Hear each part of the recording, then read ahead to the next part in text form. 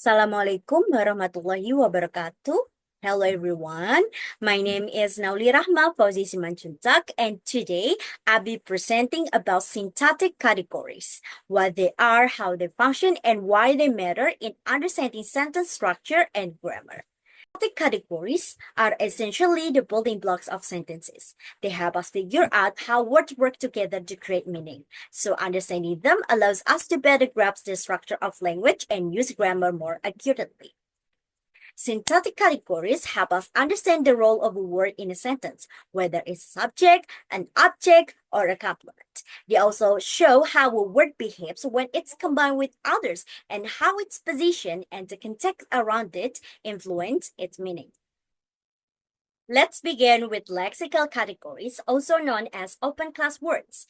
These are the ones that are always open to new additions. For example, we often invent new nouns or verbs. Think of words like cat, run, happy, or quickly. Now let's start with nouns. Nouns are words that name people, places, things, or ideas. We use nouns all the time. For example, teacher, Jakarta, book, or even freedom.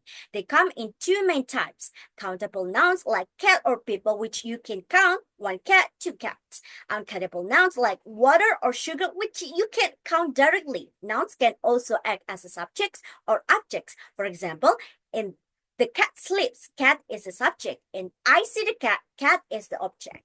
Next, we have verbs. These are action words or words that describe states or conditions. Common examples are run, eat, sleep, or think. There are different kinds of verbs. Transitive verbs need an object. For example, she reads a book. Intransitive verbs don't take an object, like he sleeps. There are also linking verbs which don't show action but connect the subject to more information.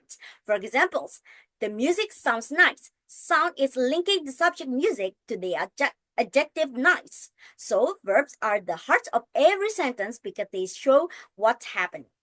Adjective. Now let's talk about adjectives. These words describe or give more information about nouns. For example, a red apple or a beautiful song, red and beautiful are adjectives. There are two main types. Qualitative adjectives, which describe qualities. For example, tall, sweet, friendly. Testifying adjective, which sort things into categories like medical equipment or daily newspaper. We also use adjective for comparison. For example, comparative form like smarter compares to two things. Superlative form like smarter compares one thing to all the rest. Now, let's talk about adverbs. Adverbs are modifiers. They can modify verbs, adjectives, or even other adverbs. For example, she runs quickly. Quickly tells us how she runs. It's very cold. Very modifies the adjective cold. Adverbs can show, first, manner, how something happens, like slowly, neatly. Time, when something happens, like yesterday, now. Degree, intensity, like very, quite. Place, where something happens, like here, outside, etc. So adverbs give more detail and help us understand the action more clearly. Next, we have prepositions. These are words that show the relationship between a noun or pronoun in other parts of the sentence. They often show location, time, or method. For example, for location, under the table, above the clouds. Time, in July, on Monday. Tools or method, by car, with a pen. Some prepositions are made up of more than one word, like because of or due to. They must seem small, but they are really important in making sentences clear and specific. So far, we've been talking about lexical categories or open class words, nouns, verb, adjective, adverb, etc. Now, we are moving into non-lexical categories, also called closed class words. These don't carry meaning the way nouns or verbs do, but they play a key role in structuring sentences. First, determiners. Determiners are words that come before noun to show quantity or definiteness. A, and, the, this, those, my, her, our. The cat is sleeping. The makes it specific. Some people are late. Some shows quantity. Determiners help identify which noun we're talking about. Auxiliaries. Auxiliary verbs or having verbs are used the main verbs to express sentence, voice, or mood. For examples, She is running is helps show the present continuous tense. They have finished have shows perfect tense. Modal auxiliaries like can, must, will, and might express ability, necessity, or possibility. These little words are essential for forming questions, negatives, and complex tenses. Conjunctions. Conjunctions are linking words. They connect words, phrases, clauses, or even whole sentences. For example, coordinated conjunction and, but, or, so, yet. Subordinated conjunction because, although, if, when. For example, I was tired, but I finished my homework. Conjunction help us build more complex and meaningful sentences. Qualifiers. What is qualifiers? Qualifiers are words that adjust the strength of an adjective or adverb. For example, very quiet, almost, rather. For example, she is very tired. That's rather expensive. Qualifiers make our language more precise by softening or intensifying the meaning. Degree. Finally, we have degree words, which are closely related to qualifiers. They indicate the intensity, amount, or extent of something. Too extremely less likely. They can apply to adjectives or adverbs. The movie was too long. He runs extremely fast.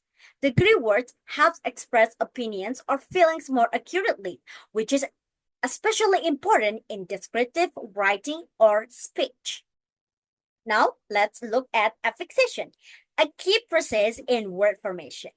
Affixation is when we add small elements called affixes to a root word. These affixes can be added at the beginning, prefixes, at the end, suffixes, to change the word's meaning or its grammatical category. For example, the noun nation becomes the adjective national. The adjective happy becomes the noun happiness. The verb run becomes the noun runner. So, affixation doesn't just modify meaning. It often changes the word class or what syntactic category the word belongs to. Here are a few more examples. Modern, adjective, modernize, verb, modernization. Noun, activate, verb, activation. Noun, beauty, noun, beautiful, adjective. In some cases, prefixes like on, re, or this can change the meaning, but not necessarily the word class. Do, undo, both are verbs. Agree, disagree, both are verbs. Play, replay, still a verb, but with a different meaning. This process shows how flexible English can be. Understanding how affixation works helps us recognize new words and use them correctly in different sentence structures. Sentence structure. Now that we have looked at word level categories, let's look how words come together to form sentences. Every sentence is built around two core components, a noun phrase and a verb phrase. A noun phrase includes a noun, of course, and its modifiers. For example, the pretty girl, the determiner, pretty, adjective, girl, noun. A verb phrase contains the verb and anything that goes with it, such as auxiliaries or adverbs. For example, it's running quickly is auxiliary verb, running main verb, quickly adverbs. So even a simple sentence like the girl is running quickly is made up of a noun phrase and a verb phrase working together. So to sum up understanding syntactic categories, both lexical like nouns and verbs, non-lexical like preposition or auxiliaries, give us the tool to analyze how language works. And when we include process like affixation, we start to see how flexible and dynamic English really are. Thank you so much for listening. If you have questions, I'll be happy to answer them. Goodbye.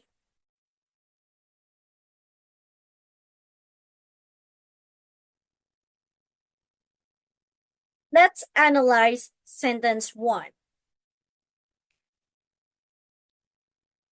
At the top is S, representing the whole sentence.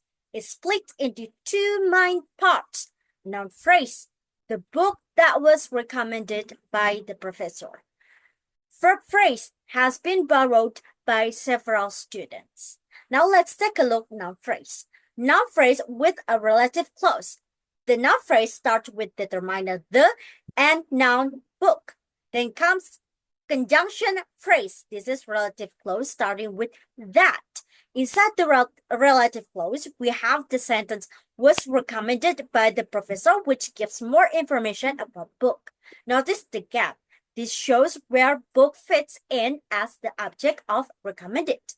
Verb phrase and passive voice. The main verb phrase has been borrowed by several students, a passive construction. The verb is broken into two parts, has been borrowed. Then we have a prepositional phrase by several students showing who did the action. Next, let's take a look at the sentence 2. Overall sentence structure at the top is as for the whole sentence. It's split into two parts. A CP, conjunction phrase starting with although. A second as, the main clause. Subordinate clause. The conjunction phrase begins with the complementizer although, which introduces a subordinate or dependent clause. Inside the CP is a full sentence. Noun phrase, the match. Verb phrase, was delayed due to rain. The verb is was delayed, and there's a prepositional phrase, due to rain. So this is entire clause sets up a contrast or a condition for what comes next. The main clause. The second sentence is the main clause. Noun phrase is the players. Verb phrase is continued their warm-up routine. The verb is continued. The object is another noun phrase broke down into determiner there, adjective warm up, and the noun routine. This 3 shows the sentence, the new regulations were announced by the government after the economy showed signs of instability. Let's break it down. Main sentence structure. The top sentence divides into a full sentence clause. The new regulations were announced by the government and a conjunction phrase starting with after. First sentence is passive clause. Inside the first sentence, we have noun phrase. The new regulations made up of determiner, the adjective new, and noun regulations. Verb phrase were announced by the government. Verb were announced, a passive voice, and preparation of phrase by the government. This part gives us the main event in passive form. Conjunction phrase. The conjunction phrase begins with after, which links it to a subordinate clause. The clause is another sentence, meaning it's a full sentence divided into noun phrase and verb phrase. Noun phrase, the economy. Verb phrase showed sign of instability. The noun signs is followed by a prepositional phrase of instability.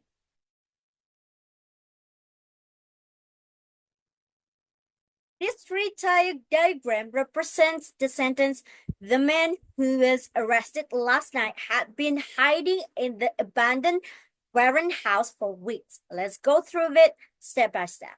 Sentence level. At the top, we have sentence, the full sentence, which breaks into noun phrase and verb phrase. Noun phrase, the man who was arrested last night. Verb phrase, had been hiding in the abandoned warehouse for weeks. Noun phrase, start with the determiner, the, followed by noun, man.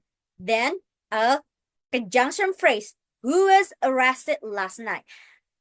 The conjunction is who. It introduces a relative clause that gives more info about man. The noun phrase in this clause is get because who replaces the object. The verb is was arrested, and we also have an adverbial phrase, last night. Verb phrase, main verb phrase is had been hiding, past perfect progressive. Two prepositional phrases modify the verb. Prepositional phrase 1 in the abandoned warehouse inside it determiner the adjective abandoned and the noun warehouse. And the last prepositional phrase 2 is 4 weeks. Last sentence. The big girl saw Alazar with a lovable panda recently. Let's go through it step by step. Sentence level. At the top, we have sentence, the full sentence, which breaks into noun phrase and verb phrase. Noun phrase, the big girl, and the verb phrase, saw Eleazar with a lovable panda recently. Noun phrase, this is the subject of the sentence, the big girl, the determiner, big adjective, and the noun girl. This phrase refers to the person who is doing the action. Verb phrase, this is everything after the subject. It describes what the subject did. Verb, so. Noun, Eleazar, this is the direct object, the person seen. Then we have a prepositional phrase and an adverb modifying the action. Prepositional phrase with a lovable panda.